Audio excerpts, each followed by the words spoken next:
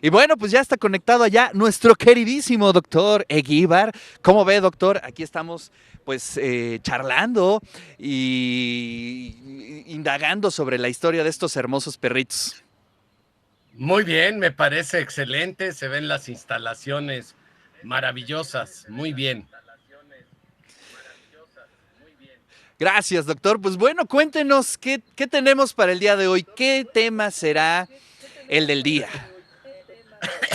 Bueno, ahora que te veo, que te cortaste el pelo a ras, comentarte que en una revista muy prestigiosa de Estados Unidos de América, los Proceedings of the National Academy of Sciences, o sea, los procedimientos de la Academia de Ciencias de Estados Unidos, acaban de publicar un artículo que cae muy bien con esto. Aquí ya bajó un poco el calor, ¿verdad? Ya es más agradables las temperaturas en el altiplano mexicano, pero hacia la costa atlántica del Pacífico, Yucatán, siguen las muy altas temperaturas en el norte. Y creo que una pregunta que todos nos hemos hecho es la característica del pelo de la cabeza nos protege o no de las inclemencias del tiempo. Hablemos ahorita de la época de calor. Entonces, lo que se le ocurrió a este grupo de investigadores me parece genial fue estudiar un maniquí, un dummy, ¿no? De estos que se usan parecidos a los de los coches, que creo que todos hemos visto en algún momento, ¿no? Como se prueban las bolsas de aire y esto, pues exactamente igual. Y entonces tomaron un color homogéneo de pelo de una longitud de 18 centímetros y hicieron pelucas. Y estos maniquís medían la temperatura. Y para simular condiciones diversas medioambientales, pusieron dos lámparas que emitían una luz muy fuerte que equivalía a la luz que emite el sol y el calor al mediodía. Y luego metieron al maniquí a un túnel de viento que permite regular la cantidad de flujo de aire. Y las conclusiones son muy interesantes. Fíjate que las personas que tienen el pelo muy rizado, uno pensaría que eso les da termoestabilidad. Y sí, una cosa que sucede es que la radiación solar no penetra como en mi caso que llega hasta la piel. Por lo tanto, tiene un Claro. efecto amortiguador de la cantidad de calor que se absorbe cuando uno se expone al sol. Y después estarían los que no son, los que son rizados, pero no extremadamente rizado el pelo. Luego los que tienen el pelo liso.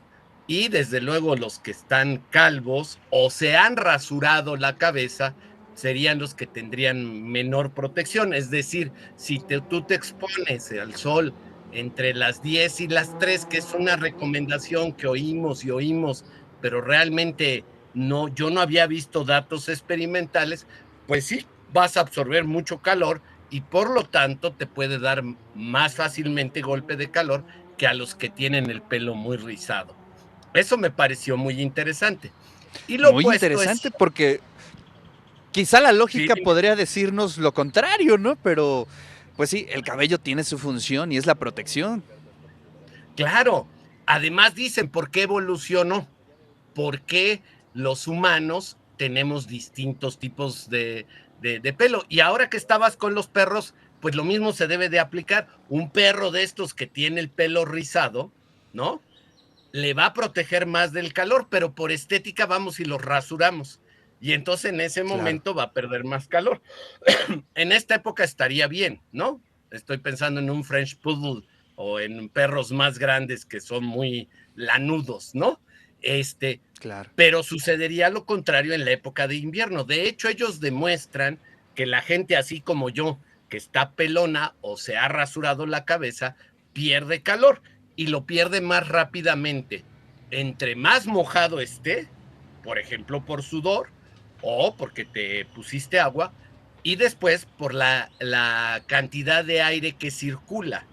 Entonces esto a mí me parece muy interesante. Yo, por ejemplo, cuando tengo mucho calor, es lo que hago, me mojo la cara, la cabeza, este, pero realmente lo hacía porque sentía el frescor. No había visto datos Claro. experimentales que me demostraran esto. Entonces, ¿se puede aplicar a nuestras mascotas? Yo diría que sí, que entre más rizado tenga el pelo el perro o un gato, podremos exponerlo más al sol con la confianza de que el pelo le va a ayudar a filtrar un poco la energía de los rayos del sol.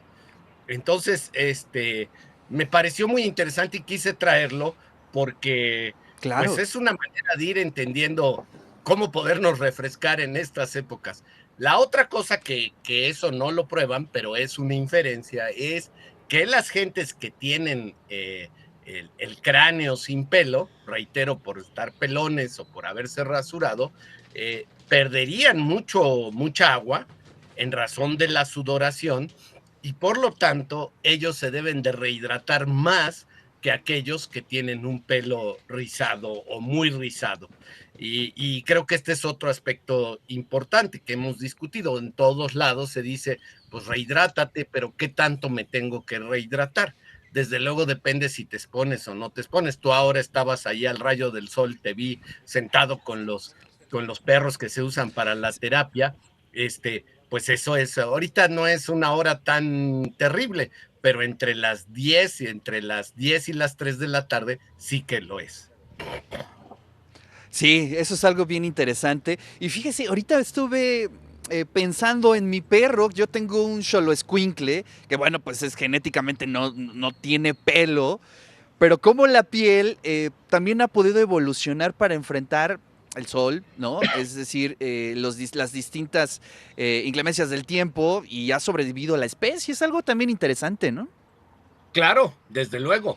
De hecho, el pelo rizado o muy rizado lo asociamos a gente de color, ¿no? A afrodescendientes, ahora les llaman. Entonces, Claro. ¿por qué? Pues porque en las sabanas africanas la probabilidad de encontrar un refugio a la exposición del sol era más pequeña. Entonces, en esas condiciones se favoreció el pelo rizado, a diferencia hacia conforme te vayas más hacia el norte o al sur, que hay una tendencia, por ejemplo, entre los pueblos originarios de Australia, son lisos. Hay algunos chinos, pero hay muchos que son lisos, porque las condiciones eran Claro. diferentes. Y es una manera de empezar a entender esto que antes se veía bien, hablar de las razas, ahora creo que no sería lo más adecuado, pero pues eso sucede. Y en el caso de lo que tú dices de los perros, bueno, esos los hemos hecho nosotros para nuestro gusto o para ayudarnos en el campo a arrear el ganado, o en el caso de los choloscuincles, pues se los comían, eran, ¿no? Sí eran de Pues sí, compañía, pero sí, sí, sí. también ya se empezaban a hacer en taquitos. Entonces, tú vas buscando características que te permita mejor criarlos. Y lo mismo ha sucedido con los cerdos. Es muy diferente en el pelaje un jabalí a un cerdo doméstico, ¿no? Ya no tiene pelo, por Claro. ejemplo. Entonces, esto Efectivamente, es muy doctor. Bueno, importante. pues ¿Ve?